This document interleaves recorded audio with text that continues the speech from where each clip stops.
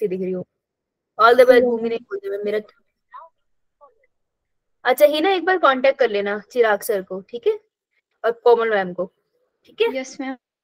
चलो आज जो भी पढ़ाई करते हैं, उसके बाद हम लोग यो कॉल यो करेंगे, ठीक है। 5 कदम क्लासिफिकेशन चल रहा था कल, हमने इंट्रोडक्शन का पार्ट करा था, करेक्ट।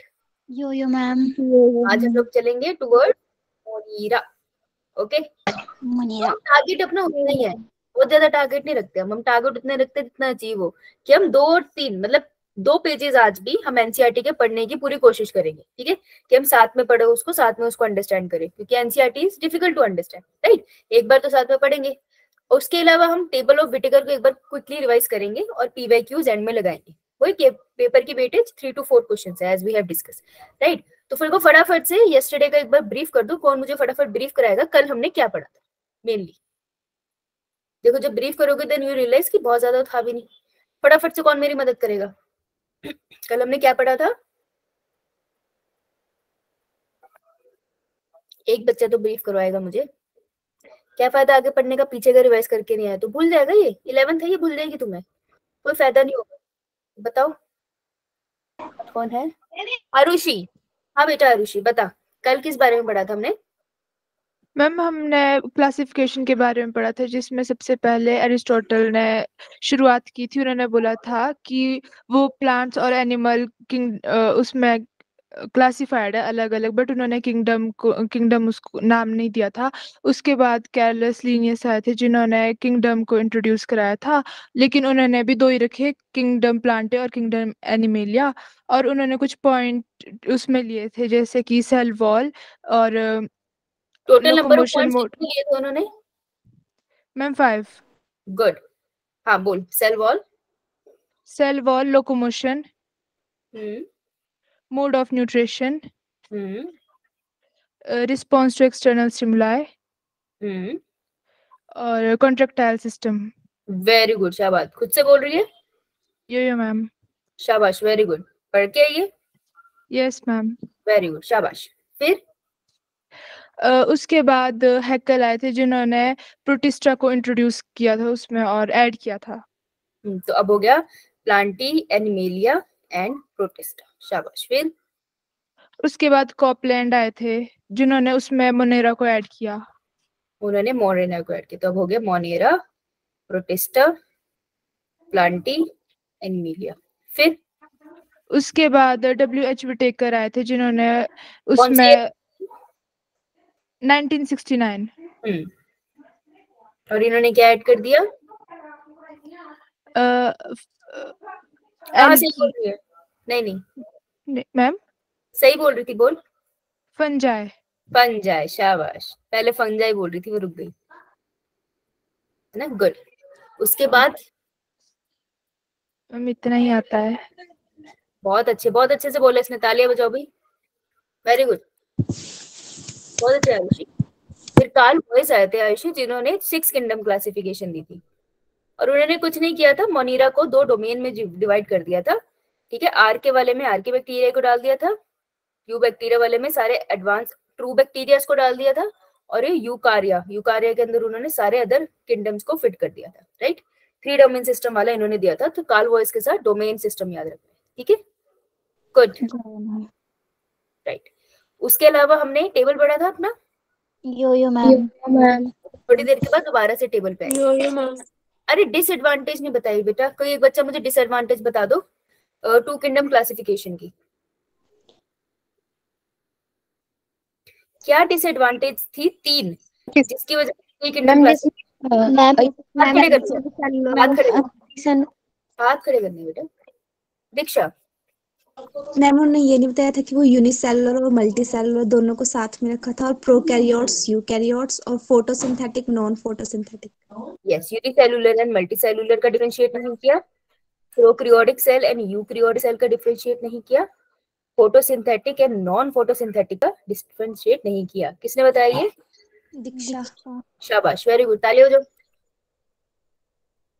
शाबाश दीक्षा, बहुत अच्छे, खुद से बताया, यो यो मैम। गुड। चलो आज आगे बढ़ते हैं। आज हम लोग बात करते हैं किंगडम मोनिरा की, ठीक है। तो किंगडम मोनिरा में सबसे पहले अगर हम उसका एक बैक्टीरिया का डायग्राम ही बनाते हैं, आधी से ज्यादा चीजें हमें वहीं से क्लियर हो जाती है। तो हमने बैक्टीरिया का डायग्राम बनाना है, ठीक है।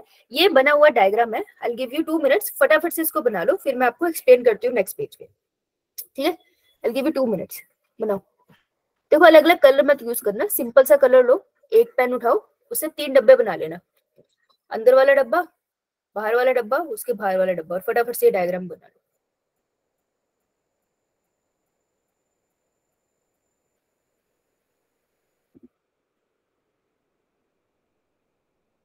अच्छे से,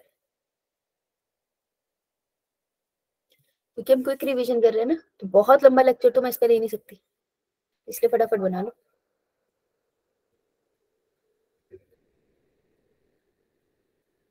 कोई बच्चा प्लीज स्क्रीनशॉट लेके मत बैठ जाना कि बाद में तसल्ली से बनाऊंगा, अभी बनाओ, अभी खत्म करो, फालतू के होमवर्क नहीं लेके जाने, होमवर्क मैं दूंगी। 10 क्वेश्चन दिए थे ना मैंने प्रैक्टिस करने के लिए। वही मैम।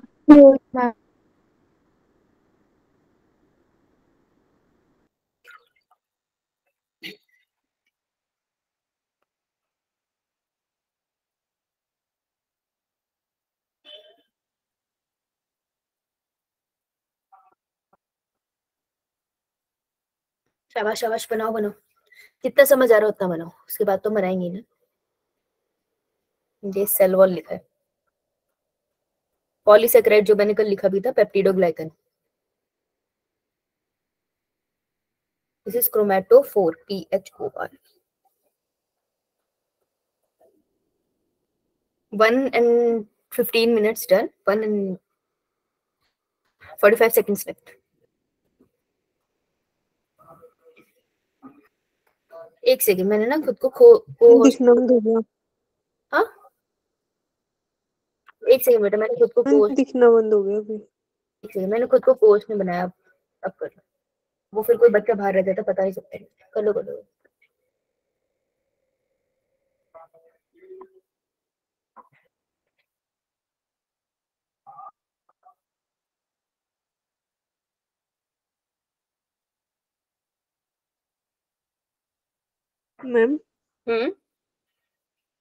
मैम जो एवोल्यूशन में एम्ब्रियोजेनेसिस वाली थ्योरी है वो डिसअप्रूव हो गई है। हाँ, लोग ज्यादा मानते नहीं है उसको। जो उसमें मेन एवोल्यूशन में थ्योरी मानी जाती है, वो एक तो मानी जाती है हॉट डाइल्यूट सूप का कौन सा है, और स्टैनले क्या बोला मिलर। आपने? हाँ जी, हॉट डाइल्यूट सूप का कॉन्सेप्ट हेल्डन ने दिया था ना, ओपेरन एंड हेल्डन, उनकी थ्योरी बिलीव की जाती है। और एक उनकी थ्योरी क्योंकि प्रूव हुई है ना एक्सपेरिमेंटली, मिलर ने प्रूव करी थी, तो एक उनका माना जाता है। मेन थ्योरीज वो मानी जाती है, वो नहीं मानी जाती जो आप पूछ रहे हो। एम्ब्रियोजेनेसिस वाली थ्योरी वो किसने डिसअप्रूव की थी?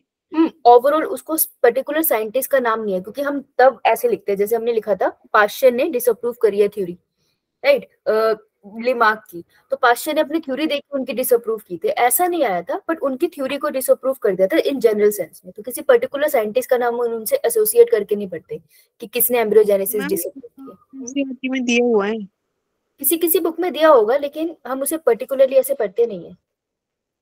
कोई भी एक्स्ट्रा बुक पढ़ो। मैम प्लाज्मिड के आगे क्या लिखा है? कहाँ पे बेटा? मैम रेड वाली से। पिलाई, PILLI। Okay ma'am. किसका नाम दिया है? किसी से बात कर रही थी। कार्ल वोन बियर। एम्ब्रियोजेनेसिस की थ्योरी तो नहीं डिसअप्रूव का कोई नाम दिया, मुझे टेक्स्ट भेज देना जो आप बोल रहे हो, पूरी पिक्चर भेजना लेकिन टेक्स्ट की, ठीक है। बुक में था। हाँ जी, हाँ सर भी मना कर रहे थे, फिर मैंने उन्हें बुक में दिखाया था। मुझे एक बार पिक्चर भेज देना, ठीक है, क्योंकि मुझे ऐसे तो नहीं याद करी मैंने कभी एम्ब्रियोजेनेसिस की थ्योरी स्पेसिफिकली किसी ने डिसअप्रूव करी है, ऐसा कुछ पढ़ा है। इन जनरल साइंटिस्ट ने उसको डिसअप्रूव किया है। अगर कहीं है तो मुझे टेक्स्ट भेज दियो, लेकिन पूरा भेजियो, ओके। मैं अब भी भेज दूं, अभी देख लोगे? क्लास के बाद देख लूं, 7 o'clock में रुक जाती हूँ, फिर देख के बता देती हूँ, ठीक है। ओके। चलो मेरे को बस याद दिला दूं। चलो आज स्ट्रक्चर कर लेते हैं इसका। देखो वैसे तो डायग्राम में टेक्निकली बाहर की पिक्चर पहले बनानी चाहिए, अंदर की बाद में। चलो अंदर से स्टार्ट कर लेते हैं। तो जो बैक्टीरिया होता है प्रोकैरियोटिक सेल है यूकैरियोटिक सेल है? फटाफट आंसर देंगे। Ma'am prokaryotic. प्रोकैरियोटिक। क्या बोल रहे हो आप? सेल ऑर्गेनेल्स होंगे इसमें? मैम मेम्ब्रेन बाउंडेड नहीं होंगे। हाँ, मेम्ब्रेन बाउंड सेल ऑर्गेनेल्स नहीं होंगे, लेकिन सेल ऑर्गेनेल होता है। कौन सा सेल ऑर्गेनेल होता है? राइट। क्या हो गया? प्रोकैरियोटिक यूकैरियोटिक से फर्क नहीं पता? मैम राइबोसोम भी होते हैं इनमें। राइबोसोम्स। देखो ये सेल है बैक्टीरिया सेल, तो मैंने बोला था ना एक चीज हर सेल में कॉमन होती है, चाहे वो प्रोकैरियोटिक है eukaryotic, that is plasma membrane. तो ये बना ली प्लाज्मा। हाँ, मैंने जनरल स्ट्रक्चर बनाया, वैसे देखो ऑब्वियसली और भी स्ट्रक्चर होते हैं, नॉर्मल स्ट्रक्चर की बात करें।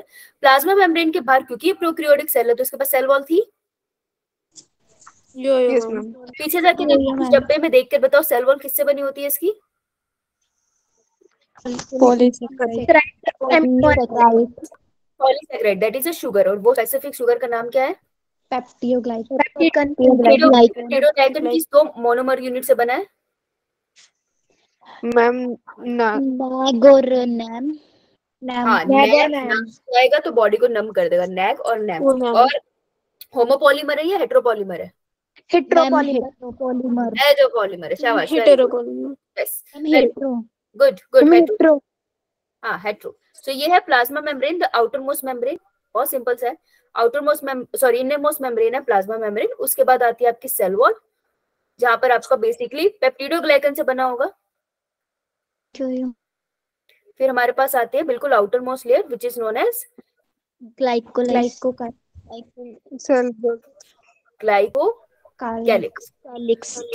अब ग्लाइकोकैलिक्स की क्या स्ट्रक्चर है कि अगर तो ये हार्ड हुआ, इसकी प्रॉपर्टी है कि यार अगर ये हार्ड हो गया तो हम इसको क्या बुलाएंगे? कैप्सूल। हाँ, और अगर ये सॉफ्ट सॉफ्ट हुआ, जैसे चिकना चिकना सा हुआ, ये डड्डू होता है, तो स्लाइम।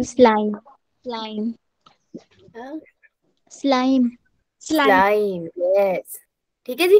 तो ग्लाइकोकाइलिस लेयर का नाम है, हार्ड हुआ तो कैप्सूल, सॉफ्ट हुआ तो स्लाइम। जब प्लांट किंगडम पढ़ोगे तो वहां पे भी आप पढ़ोगे कि कुछ स्ट्रक्चर को हम कॉन्स बनाते हैं, कभी कहीं सुना हो। मैं बार बार ये वर्ड बोलती रहूंगी, बेशक आप ज्यादा रिलेट ना करो, पर धीरे धीरे याद आना स्टार्ट होगा, ठीक है? तो सुन लेना, राइट। अब ग्लाइकोकाइलिस, अब इसके बाद अंदर के स्ट्रक्चर की बात करते हैं, क्योंकि प्रोकैरियोटिक सेल है, न्यूक्लियस होगा? No ma'am. जेनेटिक मटेरियल होगा? डबल स्ट्रैंडेड सर्कुलर डीएनए बना देते हैं। ये डबल स्ट्रैंडेड इसके पास डीएनए जनरली सर्कुलर होता है, तो this is double stranded circular DNA. ठीक है। अब ये जो सर्कुलर डीएनए, ऐसे थोड़ी डीएनए कहीं पे भी पड़ा होगा। डीएनए हमेशा एक पर्टिकुलर लोकेशन पे पड़ा होता है सेल में, ऐसा नहीं है ना कहीं भी घूमता रहेगा। तो जहां वो पर्टिकुलर लोकेशन में पड़ा है उस एरिया को क्या बुलाते हैं?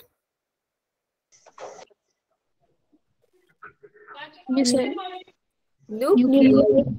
क्या बुलाते हैं? न्यूक्लियोइड इज एरिया जहां पर जेनेटिक मटेरियल पड़ा होता है। ठीक है, यहाँ से आती है कंफ्यूजन कि इन तीनों वर्ड्स में फर्क क्या है? Nucleus, nucleoid and nucleolus. पता है आप लोगों को? न्यूक्लियस, न्यूक्लियोइड,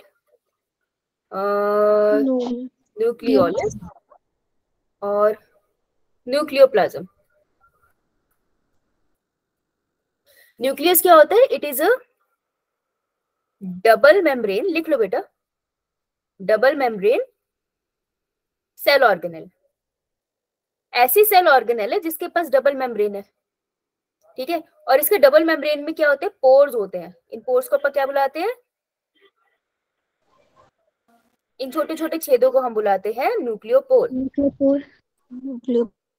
ठीक है जी। न्यूक्लियोइड क्या होता है? न्यूक्लियोइड इज अ रीजन, नहीं बेटा, रीजन इन प्रोकैरियोटिक सेल। पहले तो ये सिर्फ प्रोकैरियोटिक सेल में होता है, यूकैरियोटिक सेल में होता नहीं है, मतलब तुम्हारे मेरे सेल में नहीं है।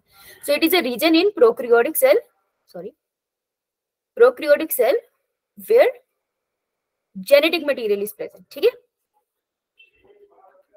तुम कहाँ रहते हो मनीषा? नालागढ़। क्या? नालागढ़ है ना? तो नालागढ़ के अंदर तुम रहते हो, तुम्हारी कोई अपनी एक सोसाइटी होगी ना जहाँ पे सारे रहते हैं, रेजिडेंशियल एरिया होगा वो, राइट? रेजिडेंशियल एरिया में डिफरेंट डिफरेंट घर है। अब ऐसा तो नहीं है ना नारायणगंज में सड़क पे कहीं भी घर बन गया होगा। रेजिडेंशियल एरिया सरकार ने काटा होगा ना, वहां पे तुम्हारे घर है, जहाँ पर दुकानें काटी होगी वहां पे दुकानें हैं, जहाँ होटल्स कटे होंगे वहां पे होटल्स है। ऐसे ही होता है ना? ऐसा तो नहीं था सड़क के बीच में घर आ गया किसी का, कटे होते हैं हर जगह पे घर, राइट। तो न्यूक्लियोइड भी वो कटे हुए एरियाज हैं जहां पर घर अलाउड है। तो न्यूक्लियोइड वो जमीन है जहां पे तुम लोगों ने घर बनाया, ठीक है। अगर तो वहां पर सेल मेम्ब्रेन ऑर्गेनेल होता तो मैं सीधा उस रीजन को न्यूक्लियस कहती हूँ। लेकिन अगर सिर्फ वहां पे जमीन कटी है पर कोई भी सेल मेम्ब्रेन नहीं है, कोई भी अलग से मेम्ब्रेन नहीं है, जेनेटिक मटेरियल खुला पड़ा है, तो हम उसे कहेंगे न्यूक्लियोइड। इट इज लाइक कोई जमीन कटी है, तुमने घर नहीं बनाया, तुम वहां पे वैसे रह रहे हो, ठीक है, अपना आराम से चद्दर बिछा के वहीं सो रहे हो, वहीं खा रहे हो, छत नहीं बनाई तुमने, तो न्यूक्लियोइड। अगर तुमने मेम्ब्रेन अपने आसपास घर बना लिया तो न्यूक्लियस। समझ आया? होता अंदर जेनेटिक मटेरियल ही है, ओके। तो जेनेटिक मटेरियल लिख लो यहाँ पे। तो nucleus stores genetic material and nucleoid is region where genetic material is present. Now nucleolus क्या होता है? Nucleolus is a region within nucleus.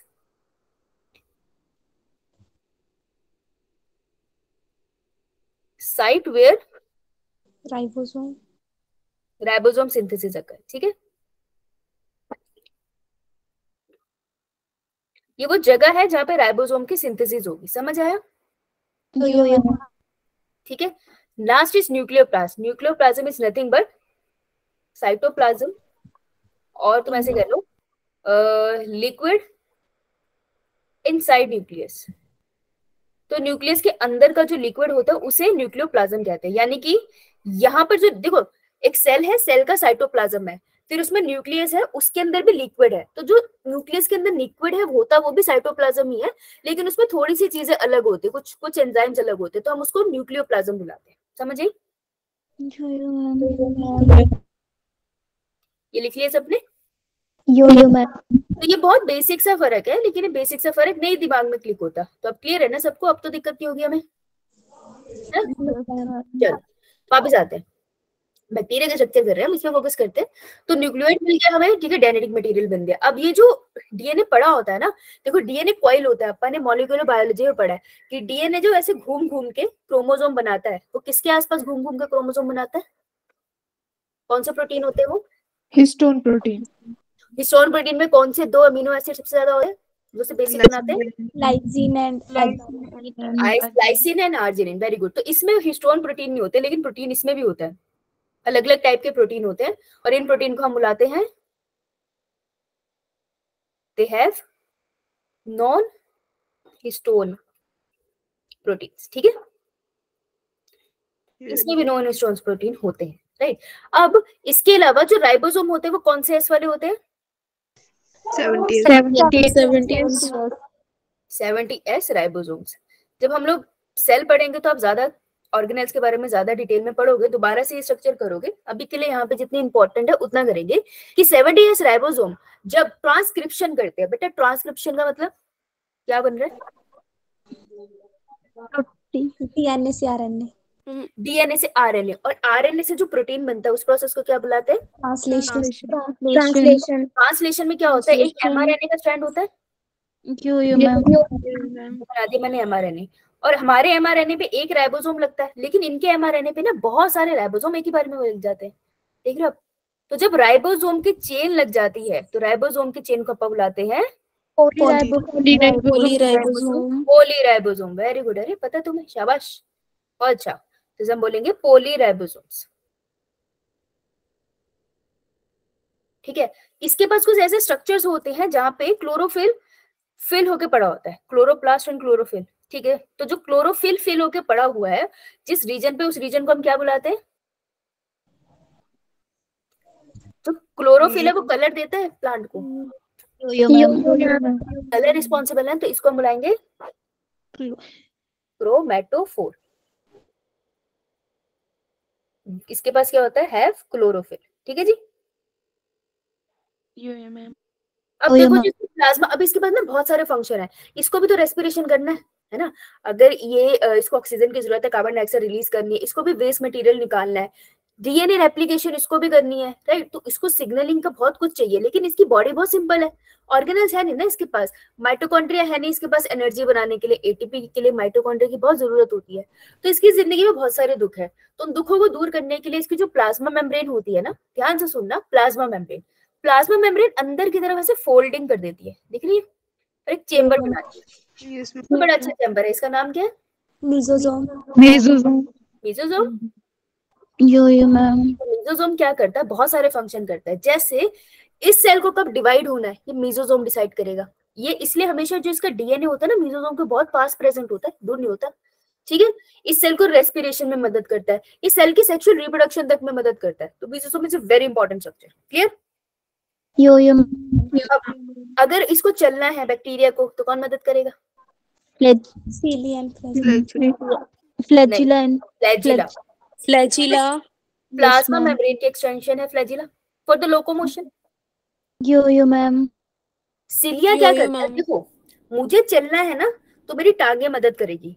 लेकिन अगर मैं मान लो पानी के अंदर हूँ और मुझे आसपास पानी की मूवमेंट करनी है, तो जनरली मैं किसकी मदद से करूंगी? सीलिया की मदद से। मैं दिखाई दे रही हूँ सबको?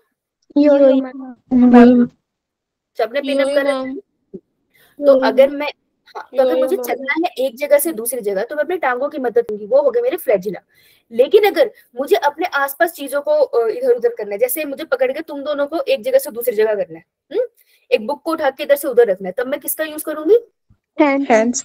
आर्म्स का, राइट? तो देखो, फ्लैजिला करता है लोकोमोशन में मदद, ओवरऑल एनिमल को मूव कराता है, लेकिन सिलिया उसके आसपास की चीजों को मूव कराता है। ये फर्क होता है इन दोनों में, समझ आए? तो ये हो, ठीक है जी, क्लियर? तो सिलिया फ्लैजिला मदद करता है लोकोमोशन में। इस वर्ड का मतलब ध्यान से समझना, लोकोमोशन में, कि एनिमल को मूव करा रहा है। लेकिन सिलिया किसमें मदद करता है? सिलिया हेल्प्स इन मूवमेंट, चीजों की मूवमेंट कराता है, राइट? इसके अलावा इसके पास और क्या होता है? एक इसके पास होता है फिमरे। सुना है फिमरे?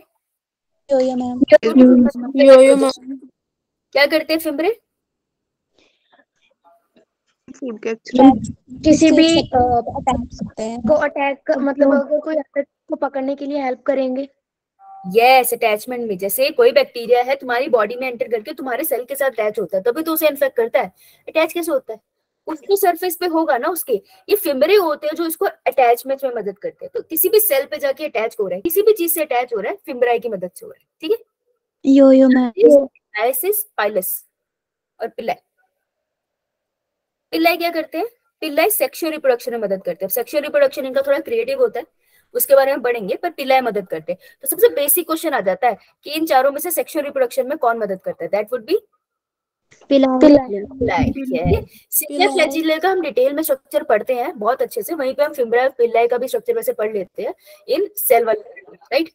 चलो आगे चलते हैं। इतना सबको समझ आया? यो मैम। बहुत अच्छे, चलो लेट्स मूव ऑन। तो देखो, ये इसके स्ट्रक्चर की थोड़ी सी डिटेल दी है, यहाँ पे सब लिखा है, वैसे हमने सब डिस्कस कर लिया। अब तुमको ज्यादा अच्छे से समझ आएगा कि एक डबल स्टैंडर्ड डीएनए होता है विदाउट हिस्टोन। हिस्टोन तो नहीं होता, ठीक है? प्लाज्मिड, अच्छा हाँ, प्लाज्मिड की बात करना बंद करके, कि कुछ कुछ बैक्टीरियाज में, not all but in many bacterias, एक और सर्कुलर मटेरियल होता है जिसे हम कहते हैं प्लाज्मिड। मुझे प्लाज्मिड कौन एक्सप्लेन करेगा? हमने जेनेटिक में बहुत डिटेल में पढ़ा है इसे। कौन बताएगा मुझे प्लाज्मिड? बायोटेक में पढ़ा हमने। ओके मनीषा बता बेटा। हम सर्कुलर जेनेटिक मटेरियल होता है ये।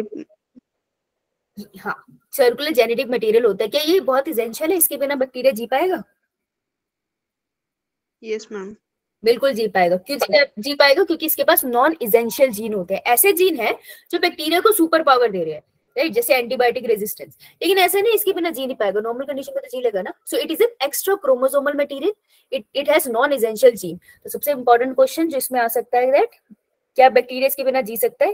Bacteria can survive without it, can live without it. Okay,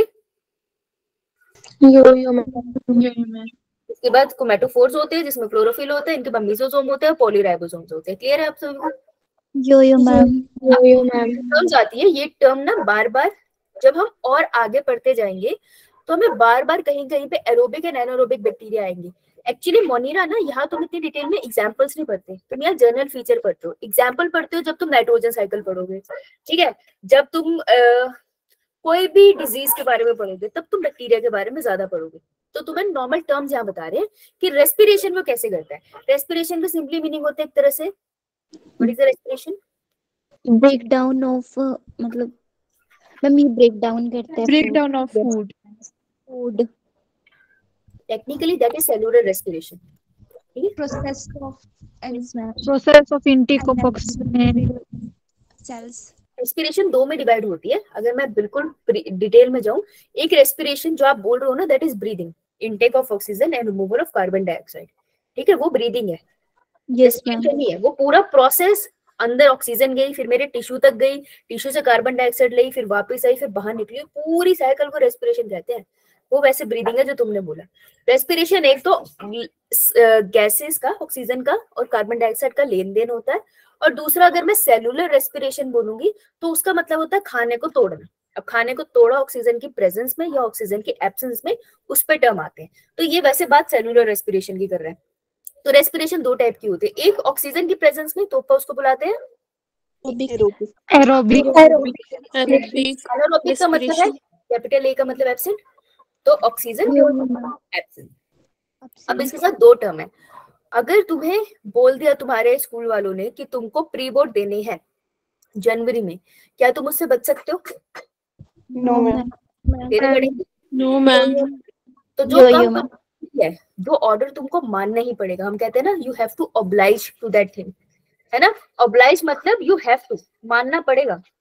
तो ऑब्लाइज का मतलब इज कंपल्सरी। ठीक है, राइट। और अगर तुम्हें फैसिलिटी प्रोवाइड हो कि तुम सिलेक्ट करो प्री बोर्ड देने हैं या नहीं देने हैं, अगर तुम्हें मैं सिलेक्शन दे दूं, तुम सिलेक्ट कर सकते हो। कुछ बच्चे सिलेक्ट करेंगे प्री बोर्ड देने, कुछ सिलेक्ट करेंगे ना नहीं देने, यो मैम। है ना। फैसिलिटी प्रोवाइड होगी, फैसिलिटी से तुम याद रखना ना, फ्लेक्सिबिलिटी। ठीक है, इसका क्या मतलब होता है कि ऐसे बैक्टीरिया जो रिस्पायर कर सकते हैं in the oxygen only, so need oxygen, otherwise die. अगर ऑक्सीजन नहीं मिलेगी इनको तो ये रिस्पायर नहीं कर पाएंगे। ठीक है, और ये मर जाएंगे। तो they are oblige to respire in the presence of oxygen, उसकी एब्सेंस में सर्वाइव नहीं कर पाएंगे। समझ आया? तो उन्हें हम कहते हैं ऑब्लिगेट एरोब्स। समझ आया? अब दूसरा फैकल्टेटिव एरोब। फैकल्टेटिव एरोब का क्या है कि दे रिस्पायर इन ऑक्सीजन, पर अगर तुमने ऑक्सीजन छीन लिया तो क्या करेंगे ये? किसी और चीज से रेस्पिरेशन कर लेंगे। या they can survive in absence of oxygen too. ठीक है जी। वैसे तो ये प्रेफर करेंगे, अगर मैं इसको दो कंडीशन दे दूं कि भाई सुन, लेफ्ट जाएगा ना तो ऑक्सीजन है, राइट जाएगा तो ऑक्सीजन नहीं है, कहाँ जाएगा? ये लेफ्ट ही जाएगा क्योंकि एरोबिक है। लेकिन हम बोल लेफ्ट का ऑप्शन ही नहीं है, तेरे पास ऑक्सीजन है ही नहीं, एनारोबिक कंडीशन है, ये तब भी सर्वाइव कर जाएगा। फैकल्टेटिव है। समझ आया फर्क? मैम। बहुत ही बेसिक कॉन्सेप्ट है ये, लेकिन ये बहुत बेसिक कॉन्सेप्ट क्वेश्चन बहुत खराब करता है। अब तुम मुझे बताओ, अगर एनारोबिक बैक्टीरिया है तो इसमें भी दो कंडीशन है, एक तो है ऑब्लिगेट एनारोब और एक है फैकल्टेटिव एनारोब। कौन बताएगा?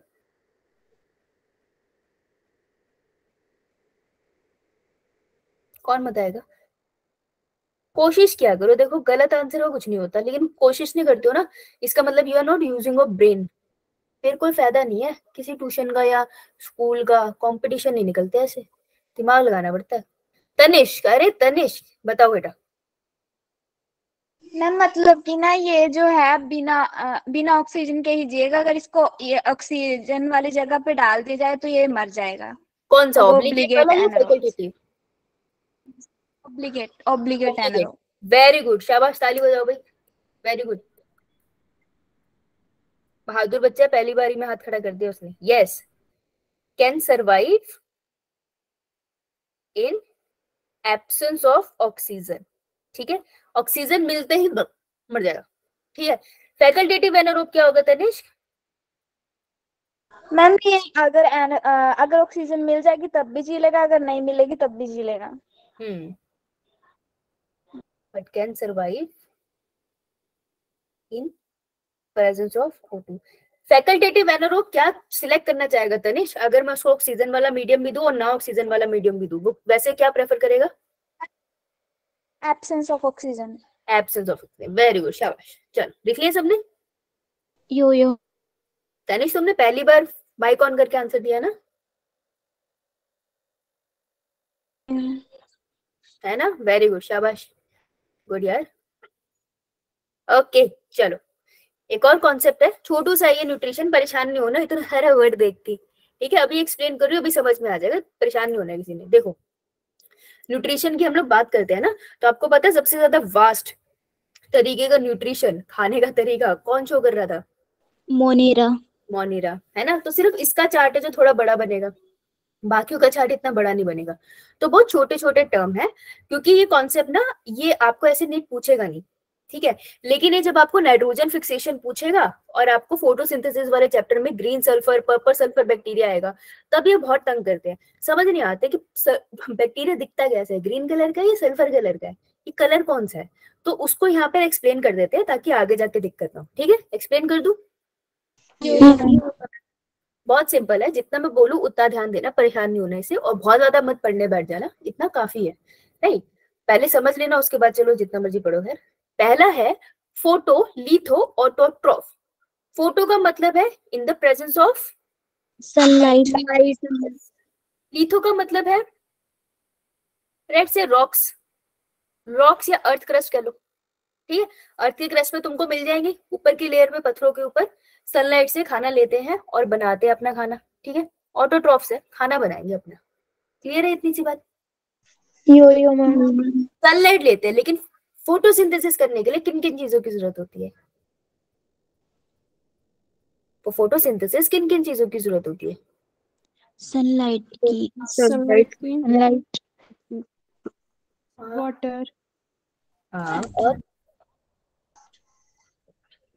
बस carbon dioxide, oxygen.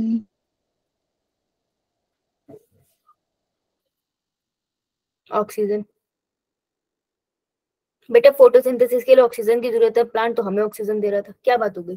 Photosynthesis is 2 step process ना, एक होता है लाइट रिएक्शन, यार तुमको तो मैंने पढ़ाया लाइट रिएक्शन, तुम्हारा बैच तो मुझे ऐसे जवाब नहीं दे सकता, एक होता है dark reaction. Yes ma'am. Light reaction में हम कौन से स्टेप पढ़ते हैं? हम देखते हैं कि वहां पे फोटोसिंथेसिस के लिए जरूरत होती है हमें सनलाइट की, यस फोटोसिस्टम मैम। 2 फोटोसिस्टम 1, और इलेक्ट्रॉन कौन देता था? वाटर। पानी नहीं दोगे, पानी की स्प्लिटिंग नहीं करोगे, यहीं से तो निकलेगी ऑक्सीजन, जो तुम सांस ले रहे हो वो कहाँ से आ रही है? ये जो पौधों को पानी देते हो उसी से आ रही है, इसलिए पौधों को पानी दिया करो भाई, वो तुमको ऑक्सीजन देते हैं, उसी को तोड़ के देते हैं, उनके पास नहीं है और कोई, यही है मेन सोर्स ऑफ ऑक्सीजन, तो पानी की भी जरूरत होती है। फिर डार्क रिएक्शन में जब आप खाना बनाते हो, इन दैट डार्क रिएक्शन जब हम करते हैं कौन सा साइकिल? केल्विन साइकिल, तब तुम कार्बन डाइऑक्साइड को यूज करते हो, राइट, और हमें एटीपी और एनएडीपीएच की जरूरत पड़ती है, लेकिन वो प्लांट खुद बनाता है ना, हम थोड़ी दी, तो जो बाहर से वो लेता है वो sunlight, water and carbon dioxide रहता है, ठीक है। तो देखो मैंने तुम्हें पीछे क्या बताया, मैंने बोला फोटो लिथो ऑटोट्रॉफ, सनलाइट ली रॉक पे पड़े हुए एक बैक्टीरिया ने और अपनी रोटी खुद बनाई, लेकिन यहाँ पे उसने सोर्स पानी नहीं लिया, ठीक है, तो जब उसने पानी का सोर्स नहीं लिया, इलेक्ट्रो क्या, अरे अरे अरे रुको रुको,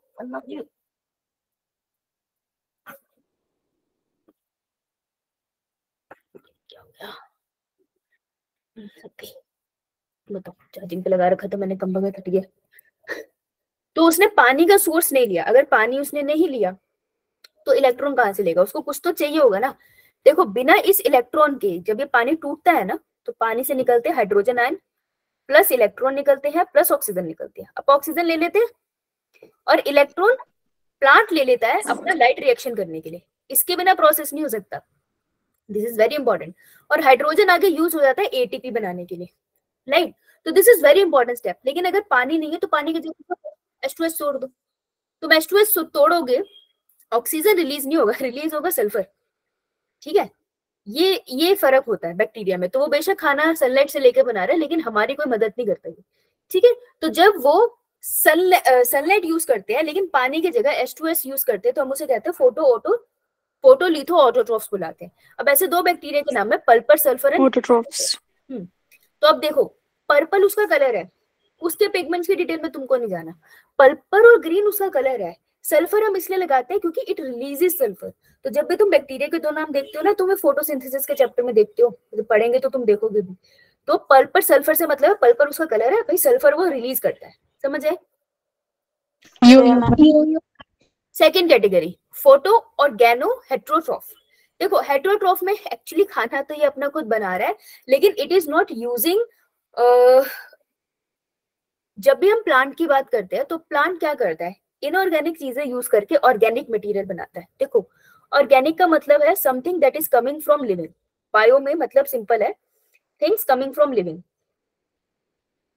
ज्यादा परेशान मत होना, बड़ा बेसिक समझने की कोशिश करना है, कॉम्प्लिकेट नहीं करना है इसको, केमिस्ट्री मत घुसाना इसमें ज्यादा, तो अपना अपना सिंपल रखना कि ऑर्गेनिक का मतलब है कोई चीज जो लिविंग बीइंग से आ रही है, ठीक है।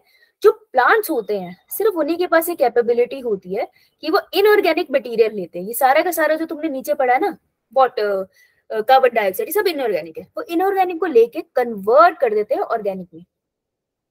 तो हम इनको कहते हैं कि यार ये है ऑटोट्रोफ, इन्होंने बनाया खाना। लेकिन अगर ये ऑर्गेनिक मटेरियल की बेसिक चीजें ले ले, लेट्स से पानी की जगह पे उन्होंने कोई ऑर्गेनिक मटेरियल ले लिया, कुछ और ले लिया, अगर उन्होंने जब फेरस कंपाउंड ले लेते हैं वो, अगर उन्होंने वो ले लिया ना ऑर्गेनिक मटेरियल, तो हम कहेंगे कि ऑटोट्रॉफ नहीं है, हेट्रोट्रॉफ है।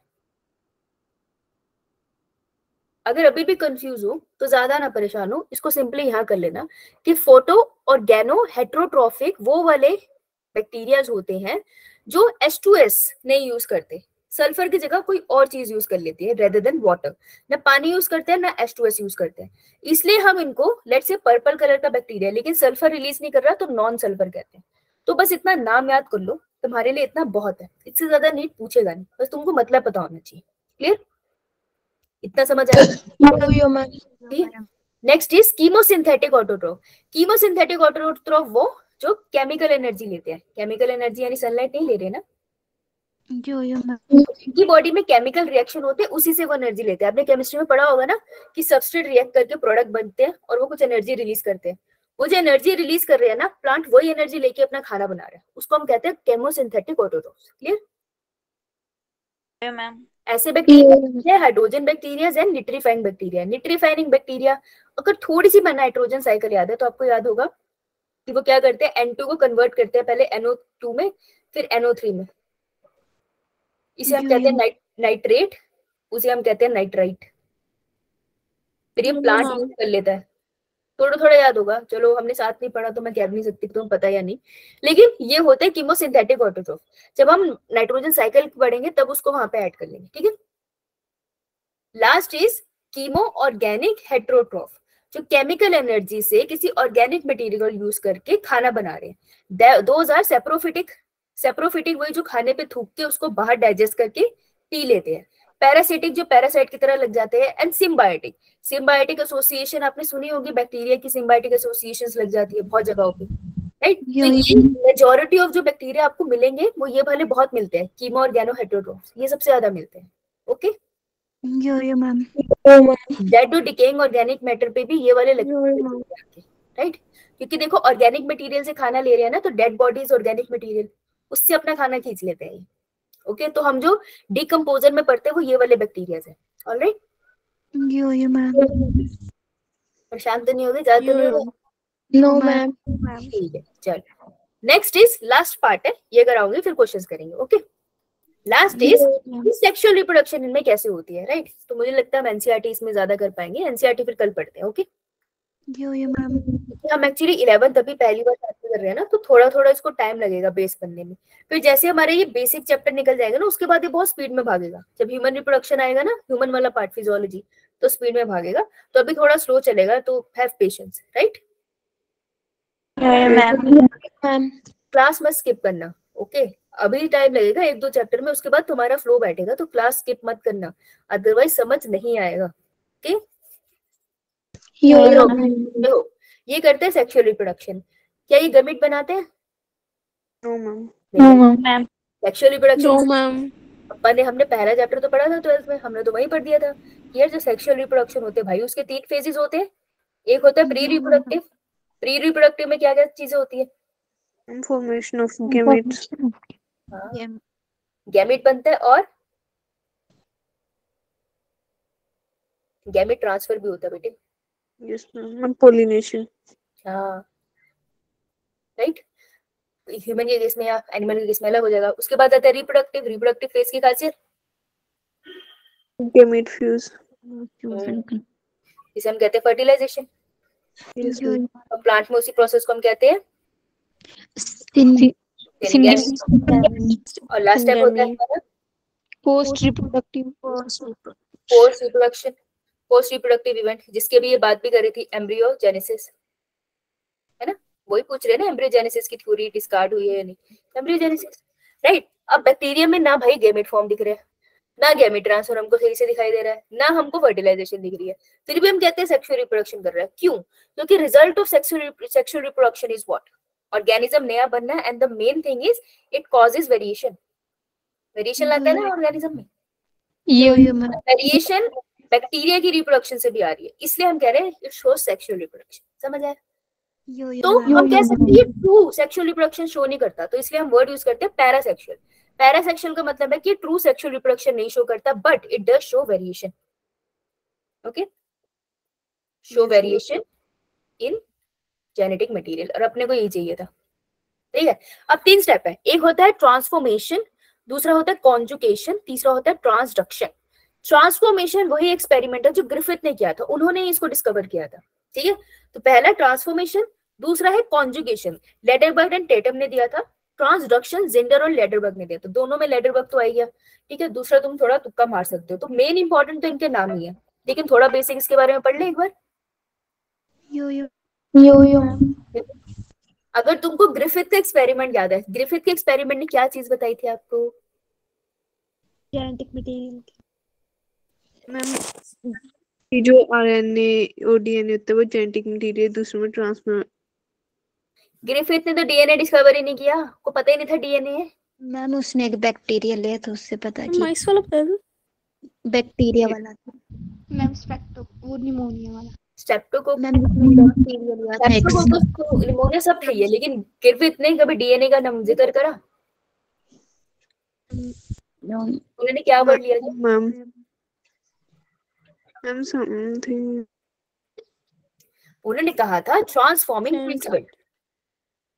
हाँ यस मैम। ट्रांसफॉर्मिंग प्रिंसिपल की बात की थी उन्होंने। ठीक है, उन्होंने क्या कहा था, उन्होंने देखा था ये स्ट्रेप्टोकोकस वाला एक्सपेरिमेंट, एक बार जाके चेक कर लेना, भूल गए हो तुम लोग यार, मैं स्टार्ट कराऊंगी तो मुझे लगता है खत्म होगा। क्वेश्चन कर ले थोड़े से, जितना हमने पढ़ा उससे, उससे क्वेश्चन निकलता है या नहीं। ठीक है, बहुत ज्यादा तो नहीं निकलेगा, ये क्वेश्चन साइड में क्यों आ रहा है, बहुत ज्यादा तो नहीं निकलेगा, लेकिन लेट्स ओके ट्राई, जितना तुमने पढ़ा है अभी तक उस हिसाब से। Question number 12, question number 13, question number 14, question number 9 तुम ट्राई कर सकते हो, ट्राई करो 4 क्वेश्चन, बिना क्वेश्चन के तो नहीं मैं जाने दूंगी तुम्हें। Try 4 question, 2 minutes you have. ठीक है, एक साथ आंसर देना चाहे।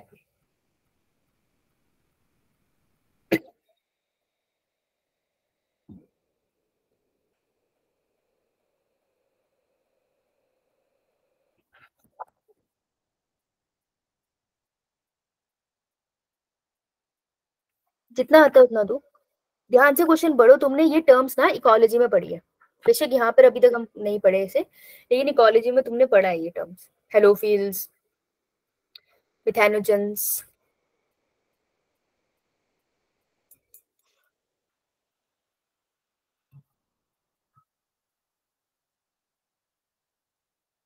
ट्वेल्थ तो हमने अभी करा है।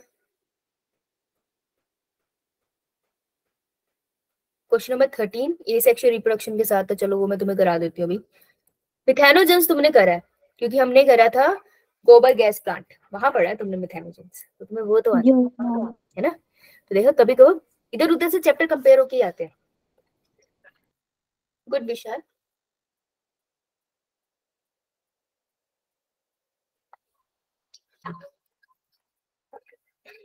नहीं बेटा 13 दोबारा से पढ़ विशाल।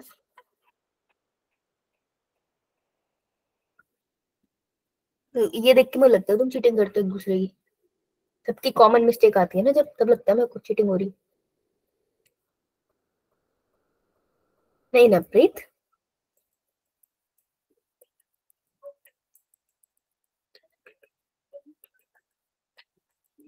ओके नहीं ठीक है। जितेंद्र, ये बहादुर बच्चे, इन्होंने कोशिश करी, शाबाश। Last 5 seconds. 5 4 3 2 1 स्टॉप। बेटा कोशिश क्या करो, चाहे सारे गलत हो जाए लेकिन कोशिश जरूर करते हैं। देखो क्वेश्चन नंबर 9 सबको दिख रहा है ना? यो ma'am. Match the column 1 with 2 halophile. Halophile जो हेलाइन कंडीशन में मिलती है। हाँ, हेलाइन के साथ हम वर्ड यूज करते हैं सेलाइन। सेलाइन मतलब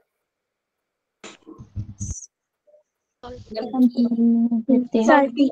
हाँ, नमकीन पानी या सॉल्टी, राइट। तो इसको हम रखेंगे सॉल्टी एरिया के साथ, तो ए के साथ 4। बेटा ए के साथ 4 पे मिल गया था ये वैसे। यो मैम। अगर तुम्हें थर्मो एसिडोफिल, जहाँ पे थर्मो मतलब हाई टेम्परेचर, वर्ड को तोड़ो। एसिडो का मतलब एसिडिक यानी पीएच लो, ठीक है। तो ऐसा जो बहुत ज्यादा हाई टेम्परेचर भी हो और पीएच भी थोड़ा लो हो, वो आपको कहाँ मिलता है? जनरली हॉट स्प्रिंग्स में मिलता है। गर्म पानी के वोल्केनो जैसे होते हैं उन्हें हॉट स्प्रिंग्स कहते हैं, ठीक है। जहाँ पे गर्म गर्म पानी उबलता हुआ आ रहा होगा, राइट। ये हमने किया भी था। कौन सी जगह थी जहाँ पे हॉट स्प्रिंग है? पौंटा साहिब के पास कौन सी जगह है? गुरुद्वारा साहिब, मणिकर्ण। हाँ, मणिकर्ण का हॉट स्प्रिंग, आई थिंक मैंने फोटो भी दिखाई थी तुम्हें। यो मैम देखा है मेरे पापा ने, वो भी ट्रिप पर गए थे तब देखा था। हाँ, मिथेनोजेंस। मिथेनोजेंस वो जो गट ऑफ रूमेंट में रहते हैं और वो वहां पे क्या प्रोड्यूस करते हैं? Biogas, right.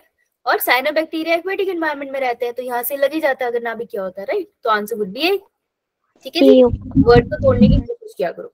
Next, which of the following component provide sticky character to the bacterial cell? Bacterial cell को तो स्टिकी बना रहा है, तो आउटर मोस्ट लेयर ही होगी ना यार। प्लाज्मा मेम्ब्रेन अंदर, सेल में वॉल उससे बाहर, तो सबसे बाहर ग्लाइकोकाइलिक्स थे। Answer would be C. Membrane तो बहुत अंदर है और वो तो है भी नहीं इसके पास। डीएनए रेप्लिकेशन इन बैक्टीरिया अकर, तो क्या होता है? बैक्टीरिया जैसा होता है ना, ये रहा मेरा बैक्टीरिया। अब ये बैक्टीरिया का अपना जेनेटिक मटेरियल है, ध्यान से देखना। इसको डिवाइड करना है बेटा, अगर इसको डिवाइड करना है तो सबसे पहले तो अपना जेनेटिक मटेरियल डबल कर लेगा, तो डबल कर लिया है ना। जेनेटिक मटेरियल डबल करता है, उसके बाद इसके अंदर ऐसे एक्सटेंशन जाती है, ठीक है जी। और फिर फाइनली ऐसे 2 बैक्टीरिया में डिवाइड हो जाता है, फिर अपना साइज इंक्रीज कर लेगा इवेंचुअली, ठीक। सो डीएनए रेप्लिकेशन होती है प्रायर टू फिजन। एक सेल का टूट के 2 सेल बन जाना, that is a process of fission और बाइनरी फिजन। तो आपको बैक्टीरिया में बहुत अच्छे से बाइनरी फिजन देखने को मिलती, ठीक है। Answer would be B. Clear है? यो ma'am. Right, it is a asexual mode of reproduction. तो असेक्सुअल मोड ऑफ रिप्रोडक्शन में इतना टाइम नहीं होता कि डिफरेंट डिफरेंट फेजेस में जाए, G1 phase, S phase, G2 phase. Organelles है ही नहीं ना इसके पास, तो इतना कॉम्प्लिकेटेड स्ट्रक्चर में जाता नहीं है, ठीक है। तो ड्यूरिंग S फेज इसका आंसर नहीं होगा। नहीं, next, methanogen belong to, methanogen बहुत ही प्रिमिटिव बैक्टीरिया है, तो वो किससे बिलोंग करते हैं? वो बिलोंग करते हैं archaebacteria. Answer would be archae. हाँ, तो अगर आप थोड़ा भी पढ़ते हो तो क्वेश्चन तो निकलते हैं ना उससे। यो मैम। तो क्लास लगानी नहीं छोड़नी है, राइट। धीरे धीरे स्पीड बढ़ेगी, अभी थोड़ा सा टाइम लगेगा, ठीक है जी। अच्छा चलो, ओके, किसी को कोई डाउट अभी तक? No ma'am.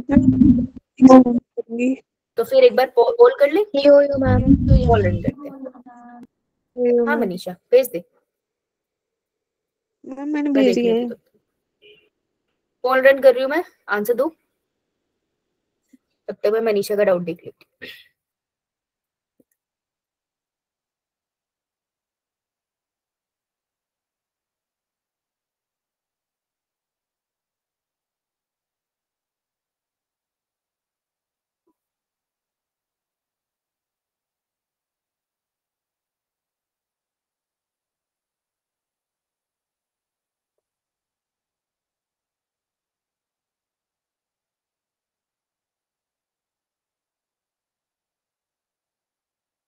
मनीषा कौन से पेज नंबर पे एनसीईआरटी के?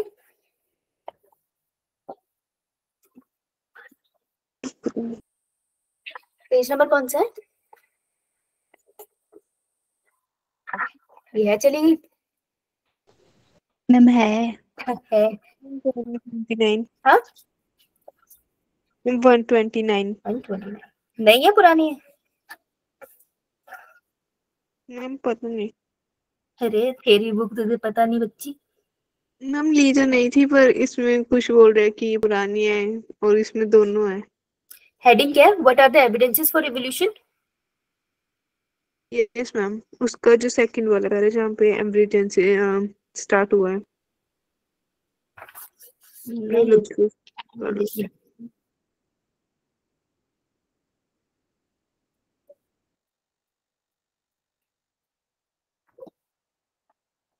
बेटा, मुझे अर्न्स्ट बेयर का एक्सपेरिमेंट तो याद नहीं आ रहा कि इन्होंने ऐसा क्या एक्सपेरिमेंट किया था।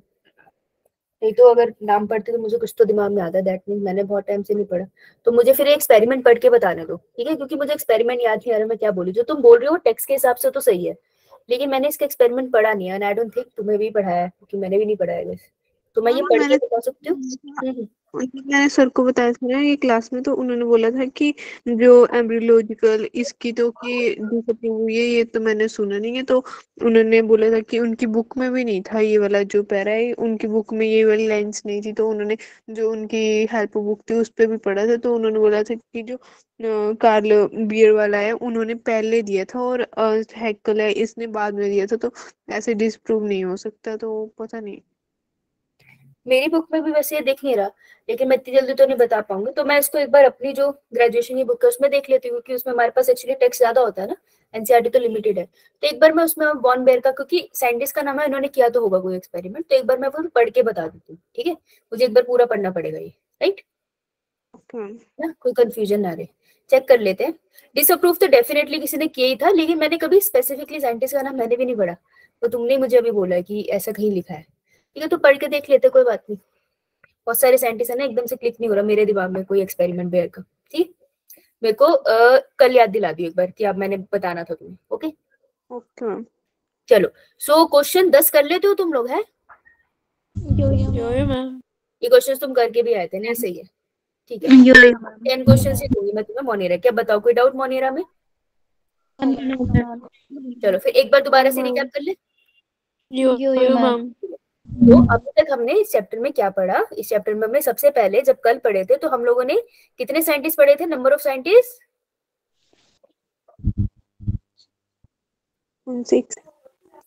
6 साइंटिस्ट पढ़े थे, जिसमें सबसे पहले हमने एरिस्टोटल के बारे में पढ़ा था। एरिस्टोटल के बाद हम लोगों ने पढ़ा था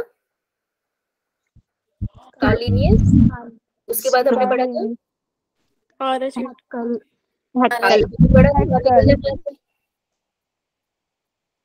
कौन सा पढ़ा था?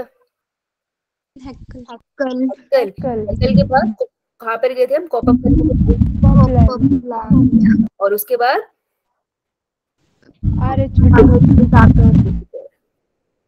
One two three four five kingdom classification दी थी। 5th नंबर पे ही आ रहे हैं ये, राइट? में 6 किंगडम क्लासिफिकेशन कार्ल वॉइस ने दी थी, राइट?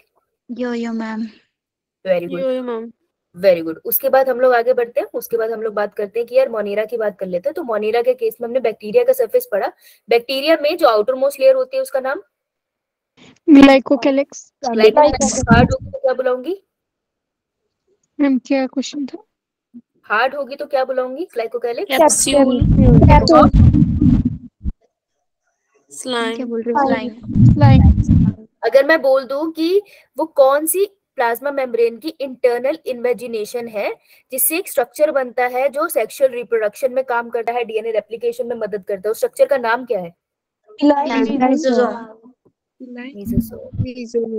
और एमआरएनए के ऊपर पिलाए नहीं है बेटा, मीसोसोम। क्वेश्चन पूरा सुनना था, कोई बात नहीं। एमआरएनए के ऊपर राइबोसोम की चेन बन जाती है, इसको हम क्या बुलाते हैं? कौन सा स्ट्रक्चर है जो एक बैक्टीरियल सेल को दूसरे किसी सेल से अटैच होने में मदद करता है?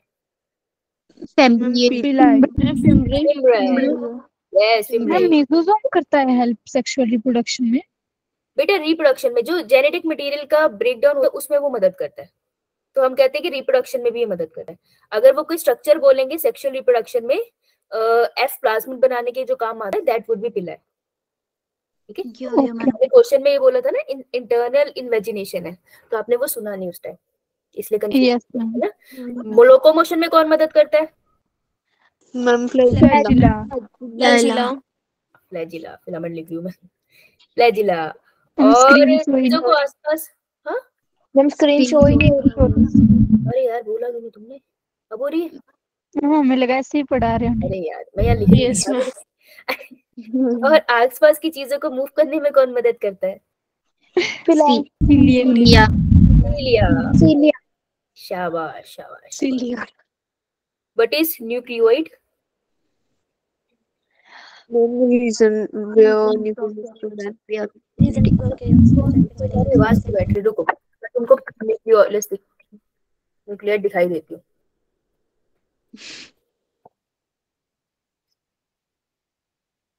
तुमको ऐसे याद हो जाएगा, तो अभी भी आवाज बैठ रही है। बत्ती दिख रहा है? यो मैम। यो मैम। डार्कर रीजन दिख रहा है बीच का, ये न्यूक्लियोइड है। मैम। तो डायग्राम में एक तरफ बना देते हैं, लेकिन अगर आप देखोगे ना, दिस इज न्यूक्लियोइड जो अलग से आपको दिखाई दे रहा है, अलग से स्टेन होता है ये माइक्रोस्कोप के अंदर। ये देखो आपको यहाँ पे दिख रहा है, राइट? सो ये है न्यूक्लियोइड। अब याद रह जाएगा थोड़ा थोड़ा। यो मैम। मैम। ऐसे याद रख लेना, न्यूक्लियोइड है। Okay ma'am. बहुत बढ़िया, चलो ओके बच्चों। सो कल मिलते हैं 10 मोर क्वेश्चंस एंड कल हम लोग मोनेरा खत्म करेंगे और उसके आगे क्वेश्चन आएंगे। Okay ma'am, bye. Bye, take care.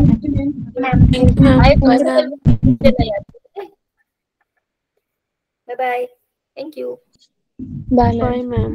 Bye ma'am. Bye. Bye.